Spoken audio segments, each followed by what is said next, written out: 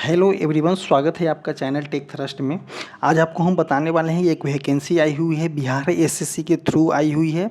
अब इसमें देखते हैं कि कितने पोस्ट का जिक्र किया गया है, किस तरह का वैकेंसी है, इसका सिलेबस को हम देखेंगे और कब से अप्लाई किया जाएगा। ए टू जेड हम इसके बारे में पूरा डिटेल से देखने की कोशिश करेंगे, तो आप वीडियो में जो है बने रहें।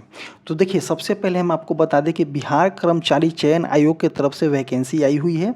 ऑनलाइन रजिस्ट्रेशन आपका डेट जो दिया गया है 15/5/2025 से लेकर के 14/6/2025 तक दिया गया है। इसका कहने का मतलब है कि आपका 1 मंथ जो है आपका टाइम दिया गया है। और ये किस चीज़ का वैकेंसी है, तो देखिए, प्रयोगशाला सहायक के पदों पर नियुक्ति हेतु विज्ञापन निकाला गया है। बिहार एसएससी के थ्रू निकाला गया है। लेबोरेटरी असिस्टेंट, इसका इंग्लिश में जो हो जाएगा लेबोरेटरी असिस्टेंट के लिए वैकेंसी निकाला गया है। और प्रयोगशाला सहायक के पदों के लिए जो है आपका वैकेंसी निकाली गई है। आगे देखते हैं इसमें दिया गया है क्या, कि देखिए इसमें जो है आपका प्रयोगशाला सहायक हो जाएगा, वेतनमान जो हो जाएगा आपका 4th ग्रेड का हो जाएगा। इसका शैक्षणिक योग्यता की बात करते हैं तो मान्यता प्राप्त बोर्ड या विश्वविद्यालय से इंटरमीडिएट या 10+2 और किस संकाय में होना चाहिए, तो सिर्फ और सिर्फ यहाँ पे दिया गया है आपका साइंस होना चाहिए। साइंस कहने का मतलब कि पीसीएम और पीसीबी वाले जो है अप्लाई कर सकते हैं, आर्ट्स वाले अप्लाई नहीं करेंगे, कॉमर्स वाले इसमें अप्लाई नहीं करेंगे, क्योंकि इसमें डायरेक्ट जो है आपका साइंस दे दिया गया है। आगे बात करते हैं इसमें कि टोटल वैकेंसी की बात करते हैं, तो टोटल वैकेंसी जो है आपका 143 रिक्तियाँ उपलब्ध कराई गई है, जिसमें जो है आपका यूआर कैटेगरी के 56 सीट दिया गया है। अनुसूचित जाति के लिए जो है आपका 22 सीट दिया गया है। अनुसूचित जनजाति के लिए 1 सीट दिया गया है। अत्यंत पिछड़ा वर्ग के लिए 27 सीट दिया गया है और पिछड़ा वर्ग के लिए 18 सीट इसमें दिया गया है। पिछड़ा वर्गों में महिलाओं के लिए जो दिया गया है आपका 5 सीट दिया गया है और आर्थिक रूप से कमज़ोर वर्ग के लिए जो है आपका 14 सीट जो है आपका इसमें दिया गया है। और जो है 35% सीट जो हो जाएगा महिलाओं के लिए आरक्षित हो जाएगा। अब महिलाओं के लिए जो हो जाएगा आरक्षण दिया जाएगा 35 सीट पे। आगे देखते हैं हम इसमें क्या बोला गया है। यहाँ तक तो हम देख लिए। सबसे पहले आपको बता दें कि 143 वैकेंसी है और इसकी योग्यता की बात कर दें तो 10+2 में जो है आपका साइंस होना चाहिए। साइंस में जो पीसीबी है और पीसीएम, पीसीबी कहने का मतलब कि फिजिक्स केमिस्ट्री और बायोलॉजी, और फिजिक्स केमिस्ट्री और मैथ वाले जो हैं इस फॉर्म को अप्लाई कर सकते हैं, अन्यथा कोई भी बच्चे इसको अप्लाई नहीं कर सकते हैं। अब हम आते हैं मेन मुद्दा पे कि इसका सिलेबस क्या हो जाएगा, एग्जाम पैटर्न क्या हो जाएगा।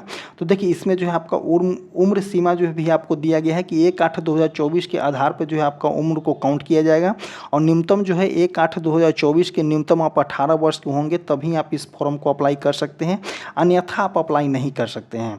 नेक्स्ट बात करते हैं यहाँ पे, तो आपको दिया गया है कि पुरुष में जो है आरक्षित में कितना 37 होना चाहिए।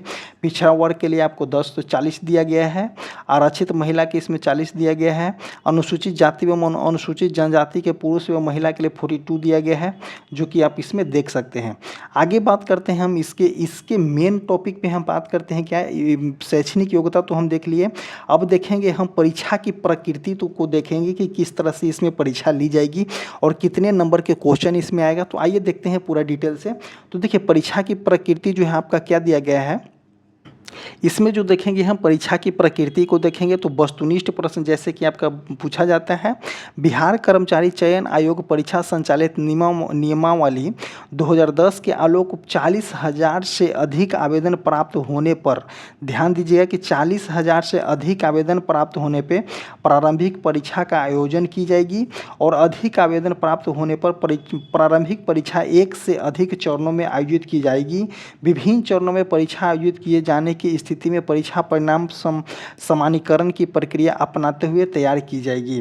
आगे क्या बोला गया है कि प्रारंभिक परीक्षा वस्तुनिष्ठ प्रकृति की होगी। कहने का मतलब क्या है कि प्रारंभिक परीक्षा जो है पीटी एग्जाम जो है आपका वस्तुनिष्ठ प्रकृति की होगी। प्रारंभिक परीक्षा के माध्यम से कोटिवार उपलब्ध रिक्तियों के 5 गुना संख्या के बराबर अभ्यर्थी का चयन जो हो जाएगा आपका मुख्य परीक्षा के लिए किया जाएगा।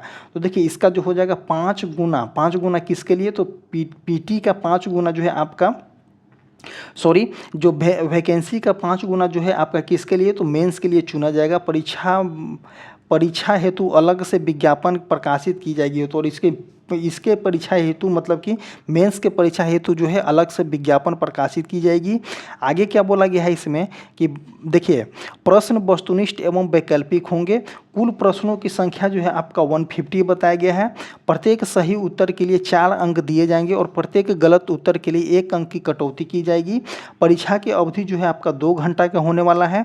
परीक्षा में प्रारंभिक परीक्षा में भाषा हिंदी और अंग्रेजी माध्यम में होगा।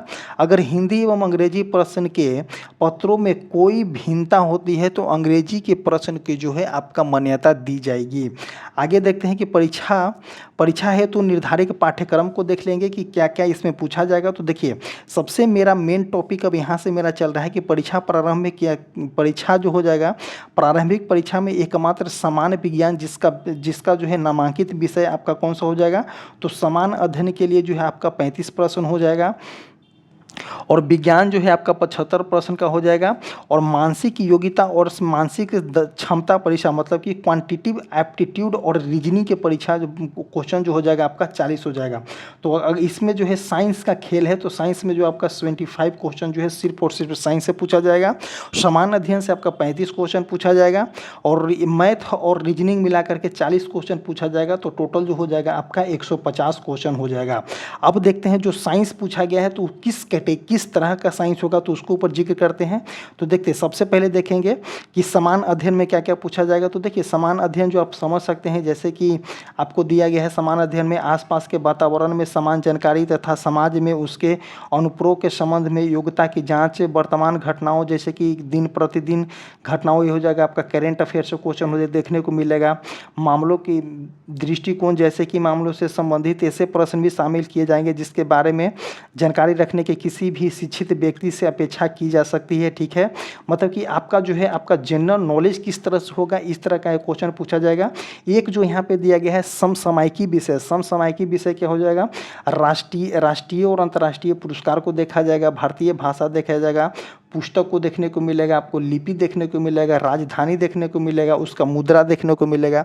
जैसे कि आपका अदर कंट्री की राजधानी पूछ जाएगा, अदर कंट्री के किसी और कंट्री का करेंसी पूछ देगा, इस तरह से। और खेल कूद घटनाओं से संबंधित इसमें देखने को आपको मिलेगा।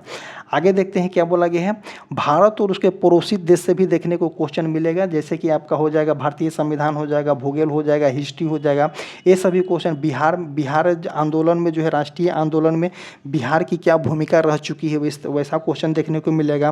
पंचवर्षीय योजना से क्वेश्चन देखने को मिलेगा, ये सभी क्वेश्चन देखने को मिलेगा। भारत पड़ोसी देशों का इतिहास देखने को मिलेगा, आपको भारत के इतिहास देखने को मिलेगा। इस तरह से क्वेश्चन जो है आपको भारत और उसके पड़ोसी देश से देखने को मिलेगा। और एक क्वेश्चन ये जो हो जाएगा कितना नंबर का हो जाएगा, तो 35 नंबर का ये पूछेगा।